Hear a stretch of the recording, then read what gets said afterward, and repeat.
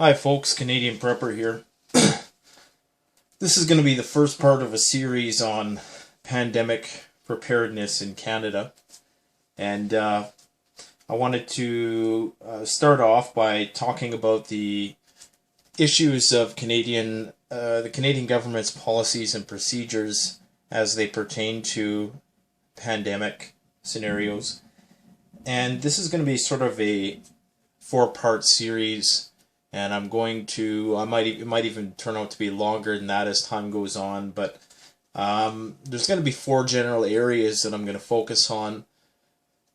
One of them, like I said, the purpose of this video will be the Canadian policies and procedures. There's going to be health and prevention, preparedness and strategy. So that's going to be sort of looking at what do you do in the instance of an actual pandemic. The health and prevention will be more geared towards, like it says, prevention and what you can do to utilize things here in Canada to enhance your health and your immunity, stuff like that. Then I'm going to talk about the winterization and as it pertains to pandemic preparedness. And a lot of that stuff that I talk about in there will be relevant to grid down survival in general. So there will be some general applicability there. I'm by no means an expert at any of this. I've been researching it for some time, and I'm always coming across new things. And if I'm able to perhaps provoke some thought, then that's great. There's probably a lot of people who know more than me about this topic, but from a Canadian perspective, I haven't quite seen anyone really look at this issue in depth. And due to our climate and stuff like that, I believe that it could potentially hit Canada pretty hard when it does happen. So I just wanted to talk about the Canadian policies and procedures. Now, back in 2007, some people are probably aware there was a Security and Prosperity Partnership, which was signed between the President of Mexico and the United States and the Prime Minister of Canada. At the time, I believe it was Stephen Harper. And this was what many thought was the first step in a North American Union. And they actually outline a very thorough plan on how to deal with full-on pandemic influenza or any sort of variation of bird flu. And I was surprised at how in-depth their planning was just for this specific scenario. And of course, this is only what we're told. We're not really privy to the real information, how the government and all the agencies that's affiliated with it are actually preparing. And they make an interesting point off the first part, and they talk about, and I'll put a link to this PDF where it details all this stuff, but I'm going to try to provide a bit of a synopsis here for you. And Canada identifies 10 key areas of what they call critical infrastructure. And number 1 is energy. Number 2 is info and communications. Number 3 is finance. Number 4 is health. Number 5 is food. Number 6 is water. Number 7 is transport. Number 8 is safety. Number 9 is government. And number 10 is manufacturing. And now, interestingly, they say that 85% of those critical infrastructural aspects are not in the hands of government, but they're actually privately run. And that a very similar amount of that is determined in the United States as well. So I found that to be interesting, that 85% of these systems upon which we rely to keep this old machine humming are in the hands of private entities. And so they talk a lot about in this and how, they're trying to network with these places and devise protocols to follow in situations like that, so that they can sort of maintain this critical infrastructure protection. Now, other things covered under this Security and Prosperity Partnership for North American Plan for Pandemic Influenza is they share intelligence, of course, joint training exercises specific to pandemic preparedness.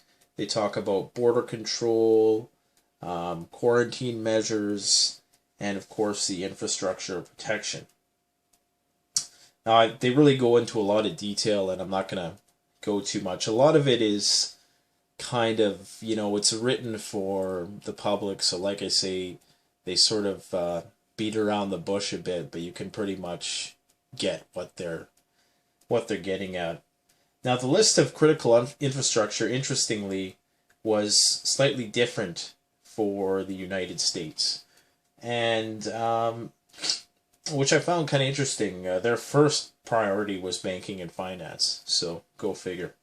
And then everything else sort of fell under that. But in Canada, it was energy, and as it should be, because in winter, without the flow of natural gas, everybody's heat. Nobody gets heat, and that's going to create big problems, which could push a lot of people into evacuation centers, which they might sell as and I think that this might be a possibility for a way that they could herd everybody into, Superdome-like camps.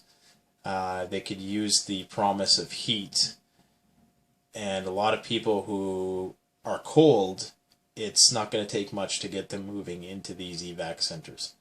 That's the first thing that people typically die of in a survival situation is exposure to the elements. So it wouldn't surprise me if that's the card that the powers that be decide to play. So they go on, and they're pretty explicit about saying that, quote unquote, disruptions of these critical infrastructures could result in catastrophic loss of life, adverse economic effects, and significant harm to the public confidence. And they talk about the cascading effect due to the interdependence of these key infrastructures. So they use water as an example, and they say that water relies on energy to process and distribute. It relies on transportation to deliver water treatment supplies, and of course it also requires the chemicals for water treatment, and those chemicals require the manufacturing sector, and which of course requires energy. So it's a cycle, and if any part of that chain is disturbed, can cause a cascading effect which can ripple throughout the whole system. So they're well aware of the fragility of the system, especially in times of pandemic. Now, it really gets in depth here, and I'm going to read this to you because I found it quite interesting at how thoroughly they've thought this through. And this is only what they give us. So chances are, for every thing that they give us and tell us, they got 10 books full of information behind that they're not telling us about. Okay, and I'll talk about this first. So it says here, Canada, Mexico, and the United States share much of their critical infrastructure. Although a pandemic threatens the health of workers, as opposed to causing physical damage to systems, worker absenteeism could disrupt the efficient flow of critical goods and services. For example, critical workers sustain the flow of electricity as well as natural gas and petroleum. These critical goods and services are part of a vast, interconnected system serving all of North America. Beyond energy and power, other critical infrastructure and key resources, hereafter critical infrastructure sectors from manufacturing operations to transport, banking systems to food delivery service could also be affected. Moreover, a pandemic could significantly interrupt the ability of private and government-owned businesses to sustain critical infrastructure. To reduce the negative effects of a pandemic on North America critical infrastructure, Canada, Mexico, and the United States intend to make every reasonable effort to coordinate before, during, and after a pandemic to establish a mutually supportive operating environment and to assist one another in improving the resiliency of critical infrastructure in the face of a pandemic threat. Once established, this operational framework is intended to be applicable to critical infrastructures sectors as well as publicly and state-owned businesses in general.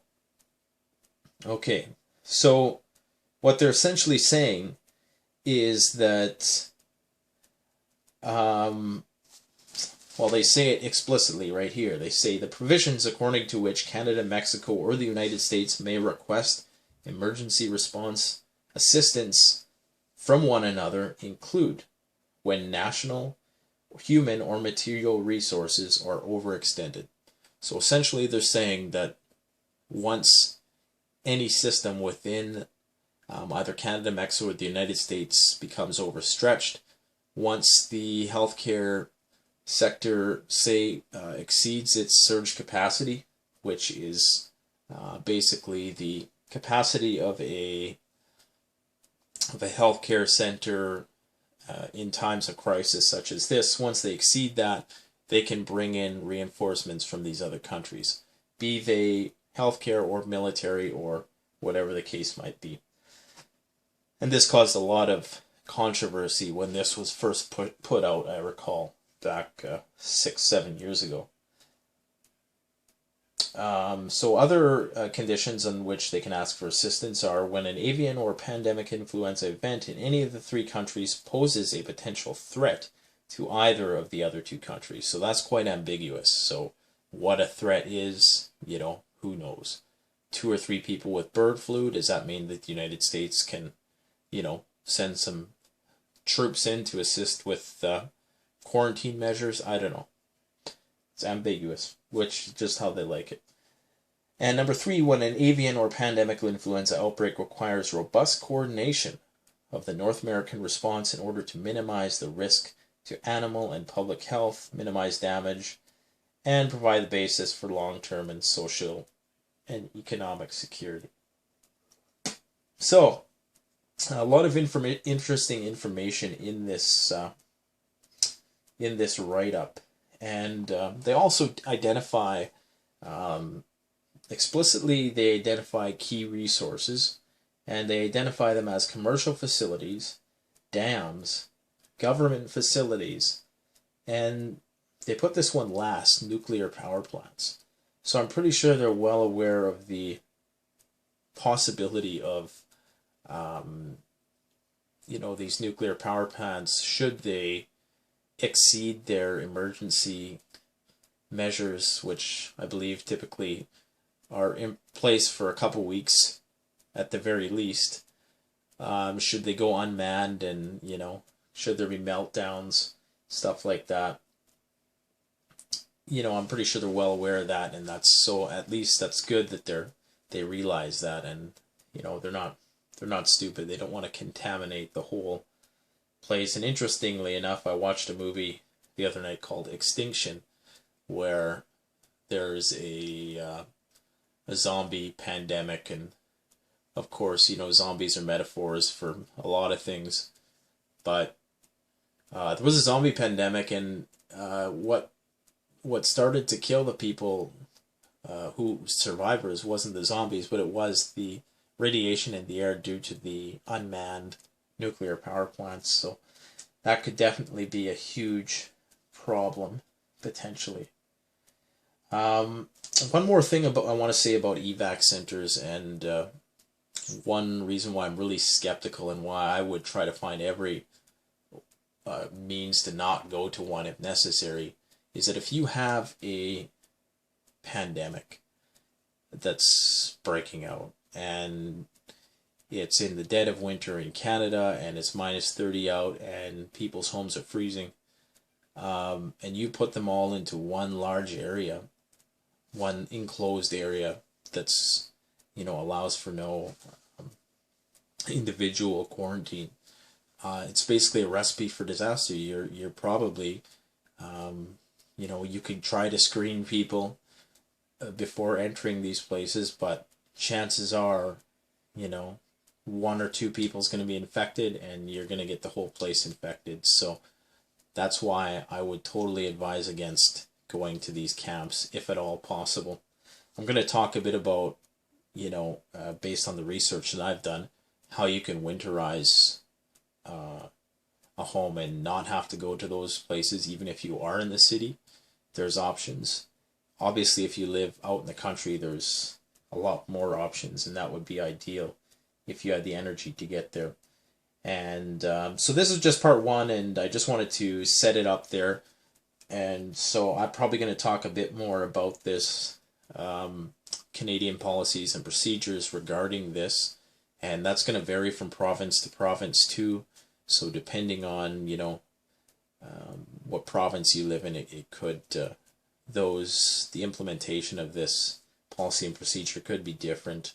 And I think it's always wise not to take everything they say sort of at face value, because it is in a sense, it's a PR piece.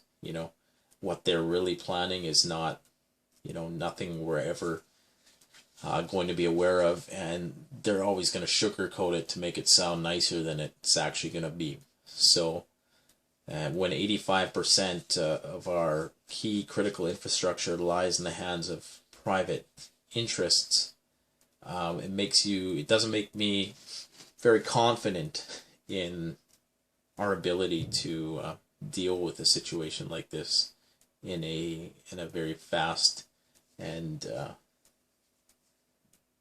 efficient sort of way.